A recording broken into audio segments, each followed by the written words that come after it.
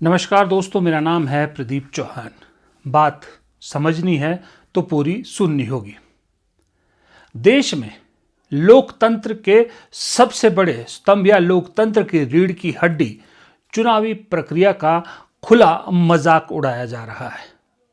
कांग्रेस की एक राज्यसभा उम्मीदवार का नामांकन सिर्फ इसलिए रद्द कर दिया जाता है कि उसे एक नोटिस आया था कोर्ट से, उसने उसका जिक्र नहीं किया था, जबकि उसी पैमाने पर, उससे भी बड़े पैमाने पर एक आज़ाद उम्मीदवार को सुबह 11 बजे तक अपनी गलती ठीक करने का मौका दिया जाता है।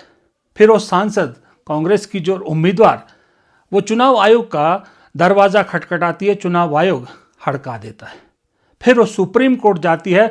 सुप्रीम कोर्ट बड़ी आसानी से एक रास्ता चुनता है जो सुप्रीम कोर्ट को भी बचाता है और जिन्होंने वो चुनावी गड़बड़ी की उनको भी बचाता है। और सुप्रीम कोर्ट कहता है कि आइए आप हाई कोर्ट में पिटीशन फाइल कीजिए, जबकि सुप्रीम कोर्ट, चुनाव आयोग, बीजेपी, कांग्रेस, हर इस देश का समझदार आदमी जानता है कि हाई कोर्ट में पिटीशन लगने का मतलब है मामला 2-3 साल के लिए लटक गया। तब तक जिसको खेल करना था वो कर गया। फिर प्रदेश की पूरी कांग्रेस पार्टी दिल्ली पहुंचती है, देश की सुप्रीम राष्ट्रपति से मिलने की गुहार करती हैं, लेकिन राष्ट्रपति कांग्रेस पार्टी के डेलीगेशन से मिलने का वक्त नहीं देती। ये इस देश का लोकतंत्र है, ये इस देश में फिलहाल लोकतंत्र की स्थिति है।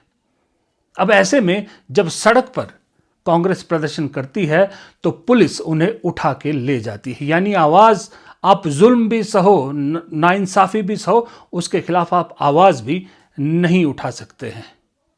लेकिन ऐसे में जब चीज़ें एक्सट्रीम हो जाती है, जब कहते हैं कि पानी सिर से ऊपर निकल जाता है, तो फिर एक बवंडर आना भी लाजमी होता है।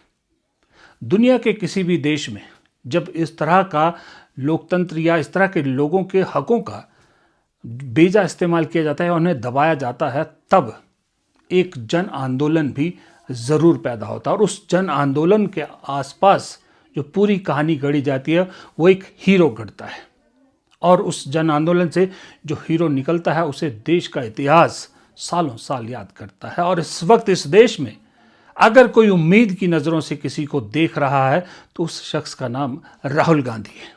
आज की डेट में 2 ही तरह के लोग इस देश में बचे हैं। न्यूट्रल कोई अपने आप को कहता है तो समझ लीजिए वो दुनिया का झूठा नंबर 1 है। आज इस भारत देश में कोई भी न्यूट्रल नहीं है। 2 ही तरह के लोग हैं। एक वो हैं जो मोदी जी के भक्त हैं, जिन्हें आप अंधभक्त भी कह सकते हो, जो मोदी जी जो कर रहे हैं, जो सरकार कर रही है, उसको पूरा सपोर्ट करते हैं। और एक वो वर्ग है जो इसके खिलाफ आवाज़ उठाना चाहता है, लेकिन उसे कोई रास्ता दिखाई नहीं दे रहा, कोई चेहरा दिखाई नहीं दे रहा। इसलिए उस तबके की पूरी उम्मीद राहुल गांधी पर आ टिकी है, क्योंकि 4 महीने पहले तक उस तबके के पास बहुत सारे ऑप्शन दिख रहे थे। किसी को केजरीवाल दिख रहा था, किसी को ममता बनर्जी दिख रही थी, किसी को अखिलेश यादव दिख रहा था। लेकिन आज स्थिति यह है कि सबको सिर्फ और सिर्फ एक ही चेहरा दिखाई दे रहा है, जिसका नाम है राहुल गांधी। अब राहुल गांधी अकेला कुछ नहीं कर सकता, ये हम भी जानते हैं, ये राहुल गांधी खुद भी जानता है। इसलिए राहुल गांधी कोशिश में लगा है कि इस देश में एक ऐसा जन आंदोलन पैदा किया जाए कि जिस जन आंदोलन की आंधी में ये जो आउट ऑफ कंट्रोल सरकार है, ये उस आंदोलन की आंधी में कहीं निपट जाए। अब ऐसे में आज की डेट में जितनी ये रीजनल पार्टियां हैं जो खत्म हो रही है, सबको याद आ रही है कांग्रेस की। ममता बनर्जी 2 महीने में ऐसे सुर बदले ममता बनर्जी के, 2 महीने में क्या 2 हफ्ते में कहूँगा मैं, कि त्राहिमाम करती हुई कांग्रेस के पास आई और कहा कि आप इंडिया गठबंधन को इकट्ठा कीजिए। राहुल गांधी ने या कांग्रेस ने ममता की बात मानी। इंडिया गठबंधन की 8 जून को बैठक भी रखी। आप कहेंगे कि ये जिक्र अब मैं क्यों कर रहा हूँ? इसलिए कर रहा हूँ कि आज जब दिल्ली में ये तमाशा हो रहा था, जब राष्ट्रपति कांग्रेस के नेताओं से नहीं मिल रहे थे, वक्त नहीं दिया, सुप्रीम कोर्ट ने आसान रास्ता चुन लिया, सत्ताधारी पार्टी को खुश करने का रास्ता चुन लिया, और जितनी संस्थाएं हैं सब सब की सब अपने काम से, अपने कर्तव्य से विमुख होकर सिर्फ और सिर्फ सत्ता को खुश करने में लगी है। उसी में राहुल गांधी उसी दौरान अपनी 8 जून की जो इंडिया गठबंधन की बैठक में जो उन्होंने कहा था, जो स्पीच दी थी, उस स्पीच को पॉडकास्ट के रूप में आज पब्लिक के लिए जारी करते हैं। अब वो 9 साढ़े 9 मिनट की स्पीच है। आपसे गुजारिश है कि वक्त निकाल के अगर आपने वो स्पीच नहीं सुनी है तो जरूर सुनिएगा। आपको ऐसी हालत में आपने फिल्मों में, किताबों में या जितने भी रेवोल्यूशन हुए पढ़ा होगा कि कोई नेता उस सब के बीच में एक ऐसा भाषण देता है जो भाषण हिला के रख देता है लोगों को। उसी तरह का भाषण राहुल गांधी का 9.5 मिनट का उस इंडिया गठबंधन में दिया गया भाषण है, उसको आप जरूर सुनिएगा। बस फर्क ये है कि वो एक मीटिंग में दिया गया था। अगर कहीं जनता में राहुल गांधी ने यह भाषण दिया होता तो शायद इम्पैक्ट ही कुछ और होता, लेकिन उस 9.5 मिनट के भाषण में जो चीज़ें राहुल गांधी ने कही है वो अपने आप में सुनने लायक है, अपने आप में बेहद बेहद महत्वपूर्ण है। सबसे बड़ी बात, मैं आपको पूरा भाषण तो नहीं सुनाऊंगा, आप सुनिएगा जरूर, लेकिन उसके 2-3 पॉइंट मैं आपको जरूर सुनवाऊंगा, उसका जिक्र भी करना चाहूंगा। और ओवरऑल अगर देखा जाए तो 9.5 मिनट उस भाषण का मैंने जो लब्बो लबाब निकाला है, उसमें सबसे बड़ी बात यह है कि राहुल गांधी ने जितनी इंडिया गठबंधन की पार्टियां हैं जो अपने आप को 30 मार खान समझ रही थी, बाकायदा नाम लेकर राहुल गांधी ने उन्हें आईना दिखाया कि आप बहुत बड़ी गलत फहमी में थे और इस गलत फहमी को अभी आपको दूर करना होगा। I'm sorry to say that there is confusion in this group. The confusion is that you, the SP, the TMC, the RJD believe that the political instruments you have used so far will still work. These only worked when the Indian state provided a fair field for them to operate in. That field does not exist anymore. The BJP controls the institutions of the state. The BJP controls the legal system. The BJP controls the bureaucracy. It controls the intelligence agencies. The BJP even controls the election commission. I have many friends in the TMC. They were convinced that they were sweeping the election in Bengal. I kept telling them, you're in dreamland. I have seen what happens. I have seen it in Gujarat. I have seen it in Madhya Pradesh. I have seen it in Chhattisgarh. I have seen it in Haryana and in Maharashtra. And yet, many of you are still not convinced. The Congress party is a party of resistance. It does not require the neutrality of the Indian state to operate and survive. In fact, the more the institutions of the Indian state are throttled, the more they are captured, the more aggressively the Congress party will fight to defend the Constitution of India. ये गलत फहमी दूर करना बहुत ज़रूरी था। कि English में कहावत है ना, स्पेड को स्पेड कहना बेहद ज़रूरी है। राहुल गांधी ने यही किया और बड़े लहजे में, बड़े तमीज़ के साथ आईना दिखाया। और ये बात 100% सही है जो राहुल गांधी ने कही है, और इन पार्टियों को शायद सच्चाई का आईना दिख भी गया होगा। इसी भाषण में एक और बड़ी इंपॉर्टेंट चीज़ राहुल गांधी ने कही, और जो मैं भी कई बार कह चुका हूं, आप लोग भी जिससे पूरी तरह से सहमत हैं, कि जितनी क्षेत्रीय पार्टियां थी, इन्होंने कभी भी बीजेपी को अपना दुश्मन नंबर 1 समझा ही नहीं। ये हमेशा कांग्रेस को खत्म करने के चक्कर में रही। और आज आलम यह है कि कांग्रेस तो खत्म नहीं, कांग्रेस तो मजबूत हुई, ये खुद खत्म हो गई। कल के वीडियो में भी मैंने बात कही थी, और राहुल गांधी ने मेरी इस बात पर मोहर लगा दी जब राहुल गांधी ने इन्हें बड़े प्यार से समझाया कि दरअसल आप बहुत बड़ी गलतफहमी में हैं कि हम आपके दुश्मन हैं। राहुल गांधी ने कहा, आप तो मेरे लिए दुश्मनों की लिस्ट में हो ही नहीं। मतलब एक तरह से उन्होंने ये भी बताया कि ना आप मेरे दुश्मन हैं, और साथ ही ये भी बता दिया कि आप मेरी उससे कहीं नीचे हैं। मेरी असली लड़ाई तो बीजेपी के साथ है। I have no interest in fighting you. I would have to be a madman to suddenly get up and say, I'm going to fight you. Because you are our allies. You are our friends. You are the people we love. Please understand, we won the last election in 2024. We did not lose the 2024 election. You asked why Nitish Ji left. It was not because of me. It was not because of the Congress party. And I will tell you that in the near future, even those few instruments that used to work will stop working because the BJP and the RSS are tightening their grip on the Indian state. The Congress party faced this very same decision more than 100 years ago. We were a political organization before 1927. The day Gandhiji said, we want independence, we became a resistance movement. If political parties can't function, then what can? Resistance functions. Resistance works. Wherever we resist, it works. अब ऐसी बहुत सारी बातें राहुल गांधी ने इसमें कही है जहां पर उन्होंने इंडिया गठबंधन के जितने नेता हैं सबको नाम लेके कहा कि ममता बनर्जी 90% श्योर है कि उनका चुनाव चोरी हुआ है, तेजस्वी यादव 40% श्योर है कि उसका चुनाव चोरी हुआ है, उद्धव ठाकरे 40% श्योर है कि उसका चुनाव चोरी हुआ है, जबकि दिख रहा है, सबको दिख रहा है कि 100% चुनाव चोरी हो रहे हैं। पहले तो चुनाव चोरी हो रहे थे, अब तो सीट चोरी हो रही है। बाकायदा वोट चोरी के बाद सीधा सीट चोरी पे ये सरकार उतर आई है। ऐसे में राहुल गांधी क्लियरली इन सभी पार्टियों को कह रहे हैं बचना है और इससे लड़ना है इस मौजूदा प्रशासन से, तो कांग्रेस को आपको रोल मॉडल मानना होगा, क्योंकि मंत्र सिर्फ राहुल गांधी के हिसाब से एक है और वो है रेजिस्टेंस, यानी प्रतिरोध। प्रतिरोध के जरिए ही आप इस मौजूदा शासन को हरा सकते हैं, बीजेपी को हरा सकते हैं, और कोई रास्ता नहीं है। और प्रतिरोध के लिए बेहद जरूरी है कि आपको सड़कों पे उतरना होगा। बहुत बखूबी, बहुत प्यार से राहुल गांधी ने इनको एक और आईना दिखाया कि जिन्हें ये गलतफहमी है ना कि सोशल मीडिया पे आपको सपोर्ट मिल रहा है, सोशल मीडिया पे आपकी बात पे डिस्कशन हो रहा है और सोशल मीडिया के जरिए ही आप अपनी बात कहना चाह रहे हैं, तो आप बहुत बड़ी गलतफहमी में हैं। और ये मैं भी मानता हूं। मैंने कई चुनाव देख लिए, लोकल बॉडी से लेके एमपीज तक के चुनाव देख लिए। जो सोशल मीडिया अपने आप को स्टार कहते हैं, जब वो चुनाव में उतरते हैं तो उन्हें जमानत भी बचाने लायक वोट नहीं मिलते।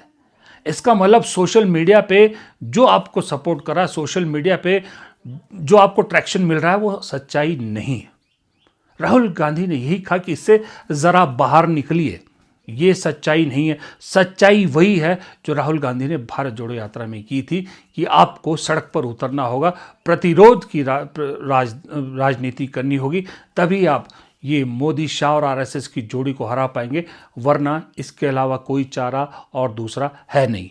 राहुल गांधी पिछले कई दिनों से ये भी दावा कर रहे हैं आपके सामने कि 2029 से पहले बहुत बड़ा खेल होगा, मोदी 1 साल बाद प्रधानमंत्री नहीं रहेंगे। उसकी एक तरह से राहुल गांधी ने वो क्यों दावा करते हैं, उसकी वजह भी एक तरह से इस भाषण में बताई। अगर आप ध्यान से सुनोगे तो समझ में आएगा कि राहुल गांधी को क्यों लगता है कि 1 साल बाद मोदी प्रधानमंत्री नहीं रहेंगे।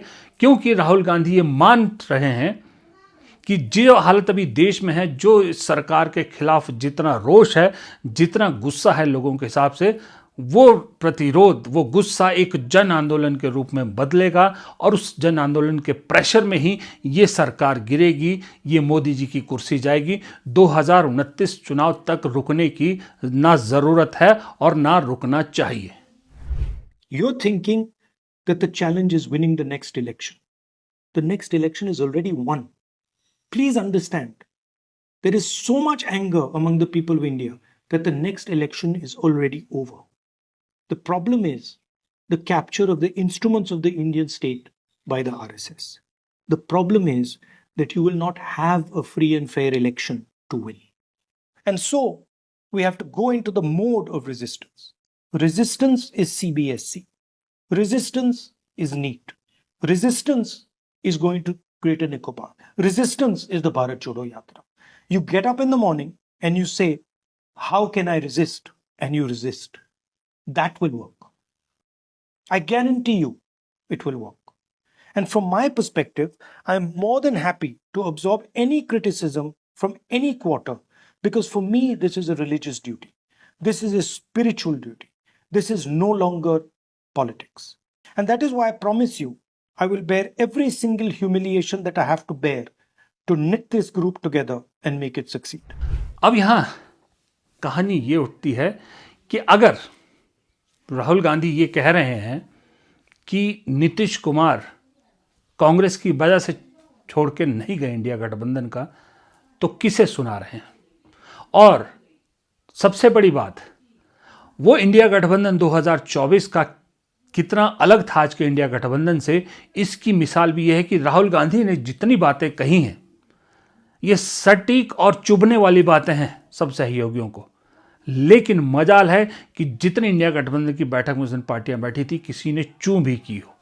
यानी कि कहीं ना कहीं वो भी अंदर मानते हैं कि यस, जो राहुल गांधी कह रहे हैं वो सही कह रहे हैं, गलती हुई, उनसे गलती हुई, सब गलत फहमी में थे कि हम तो बहुत बड़े 30 मार खान हैं।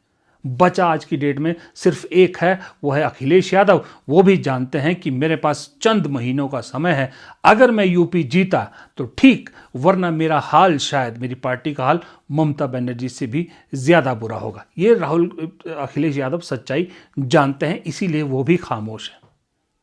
अच्छा, दूसरी बात, इस पूरे भाषण में आप देखिएगा कि राहुल गांधी में गजब का कॉन्फिडेंस आ गया है। राहुल गांधी अब फिलॉसफिकल बातें नहीं कर रहे, जो कह रहे हैं कॉन्फिडेंस के साथ कह रहे हैं। यूं लगता है कि यार, इस आदमी को अगर इतना भरोसा है तो इसका मतलब बात सच होने वाली है।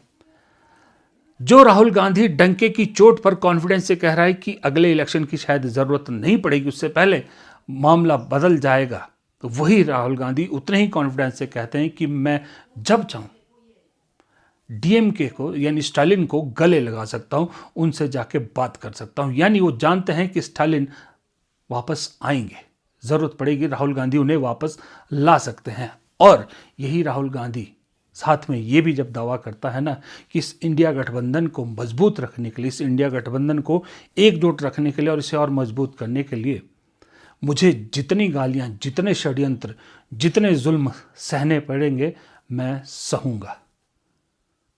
क्योंकि वो जानते हैं जब भी बात इंडिया गठबंधन की आती है, निशाना सिर्फ एक शख्स पे साधा जाता है, वो है राहुल गांधी। और वो कहता है कि मैं, एक तरह से इशारा करता है कि मैं फिर से वही सब झेलने को तैयार हूं जो 10 साल तक उन्हें पप्पू इमेज बनाने के लिए उन्हें झेलना पड़ा। लेकिन शर्त यह है कि इंडिया गठबंधन मजबूत रहे। इंडिया गठबंधन की मजबूती उनका पहला मकसद है। यानी कि वो ट्रू कांग्रेसमैन की जो विचारधारा है उसको लेके चल रहे हैं कि सबको साथ लेके चलना है, और असली मकसद इस देश को मजबूत करना है, इस देश को जो अभी ताकतें चला रही हैं उन ताकतों से छुटकारा पाना है। इसके लिए ज़रूरी नहीं है कि अकेली कांग्रेस ही सत्ता की हिस्सेदार बने, सबको साथ लेके चलना पहला मकसद है। दूसरा मकसद है उस साथ को लेके चलकर इस देश को इस मौजूदा शासन से मुक्ति दिलाना। और मुक्ति दिलाने का मतलब ये नहीं है कि सत्ता राहुल गांधी अपने पास चाहते हैं। मुझे तो ये लगता है कि एक आध मीटिंग में राहुल गांधी शायद ये भी कह दें कि अगर ये बीजेपी सत्ता से बाहर करने में हम कामयाब होते हैं और हमें मौका मिलता है सत्ता में आने का, तो अगर मुझसे ज़्यादा कोई डिजर्विंग और कैंडिडेट होगा तो मैं उसके लिए रास्ता छोड़ने को भी तैयार हूँ। राहुल गांधी यहाँ तक कह सकते हैं, क्योंकि उस आदमी की बातों से अब मुझे एक बात का तो कॉन्फिडेंस हो गया है कि उस आदमी को सत्ता तो नहीं चाहिए। ये बात तो पक्की है, मिलेगी अलग बात है, नहीं मना नहीं करेगा, प्रधानमंत्री बनने का मौका मिलेगा, मना नहीं करेगा, लेकिन उसका एकमात्र लक्ष्य प्रधानमंत्री बनना है, ये तो कतई नहीं है। राहुल गांधी का लक्ष्य, मुझे ऐसा लगता है, सिर्फ और सिर्फ फिलहाल ये है कि इस देश में जो आरएसएस की विचारधारा है, नफरत की विचारधारा, उस विचारधारा से इस देश को मुक्त करवाना है। और उस विचारधारा के लोग जो अलग अलग संस्थानों में टॉप पोजीशन पर बैठ गए हैं, उनको उन संस्थानों से बाहर निकाल कर संस्थानों को वापस इंडिपेंडेंट बनाना है, यानी कि लोकतंत्र की असली रूह को वापस लाना है। ये पहला मकसद राहुल गांधी का मुझे अब क्लियरली दिख रहा है। मैं फिर कह रहा हूँ कि प्रधानमंत्री बनने का मौका मिलेगा तो वो मना भी नहीं करेंगे, लेकिन उनका पहला लक्ष्य सत्ता हासिल करना नहीं है, ये भी तय है। फिलहाल इस वीडियो में इतना ही। वीडियो पसंद आया तो लाइक कीजिएगा, शेयर कीजिएगा, आप भी कमेंट बॉक्स में अपनी राय ज़रूर दीजिएगा। और अगर आपको वीडियो पसंद आया तो प्लीज़ चैनल को सब्सक्राइब करना मत भूलिएगा। प्लीज़ चैनल को सब्सक्राइब ज़रूर कीजिएगा। नमस्कार।